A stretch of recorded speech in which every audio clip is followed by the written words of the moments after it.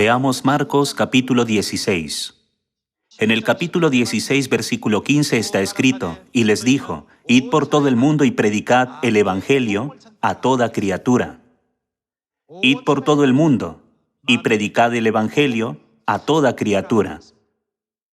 ¿Qué sucederá con los que crean en el evangelio y se bauticen? Jesús dijo que serán salvos. Entonces, deberían predicarse estas maravillosas noticias a toda criatura, ¿verdad?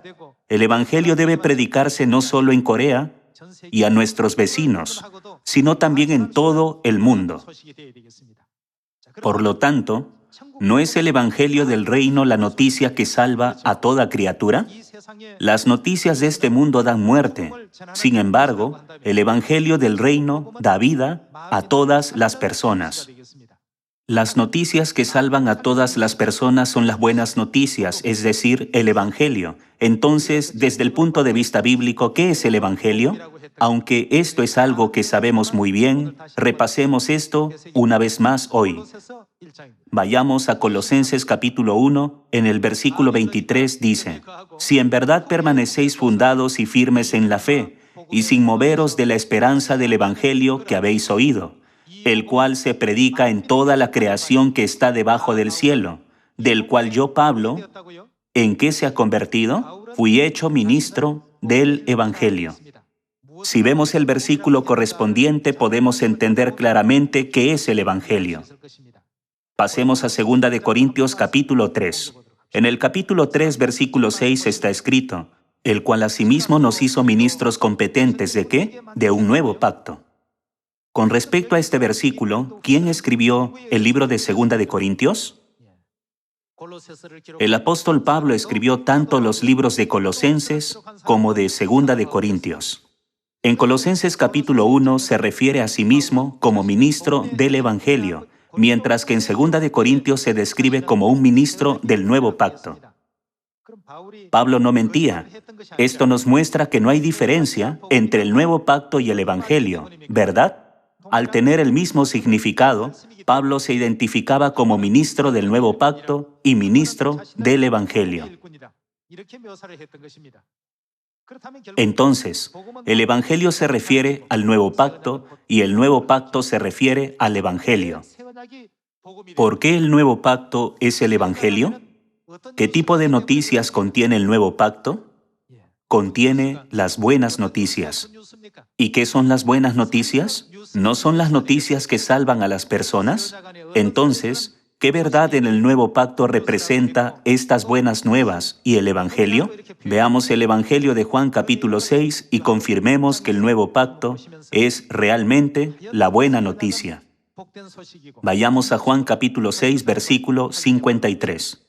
Si no coméis la carne del Hijo del Hombre y bebéis su sangre, no tenéis vida en vosotros.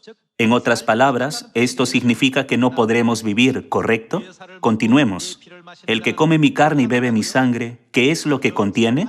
Tiene vida eterna, y yo le resucitaré en el día postrero, porque mi carne es verdadera comida y mi sangre es verdadera bebida.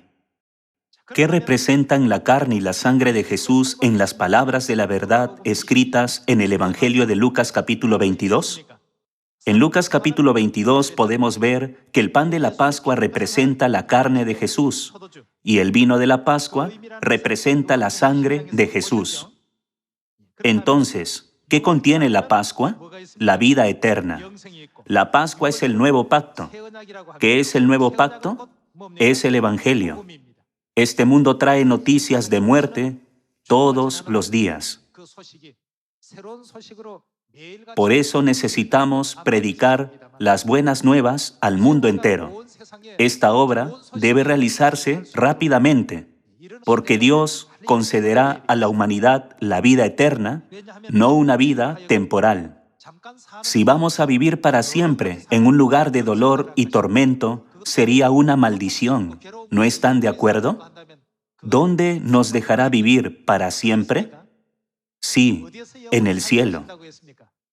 Viviremos en el eterno reino de los cielos, donde rebosan el gozo y la felicidad y podremos tener todo lo que hemos esperado. Dios prometió que nos dejaría vivir en ese lugar para siempre. Entonces, ¿qué es el nuevo pacto? Es el Evangelio y las buenas noticias. A través de todas estas enseñanzas de la verdad, podemos darnos cuenta de que hemos recibido las mejores noticias. ¿Deberíamos guardar estas buenas noticias solo para nosotros? Cuanto más prediquemos las buenas nuevas, será mejor. El Padre, Ansanjón, y la Madre Celestial Nueva Jerusalén, que son el Espíritu y la Esposa, han venido a esta tierra para predicar el mensaje de bendición del nuevo pacto que nos permite entrar en el eterno reino de los cielos.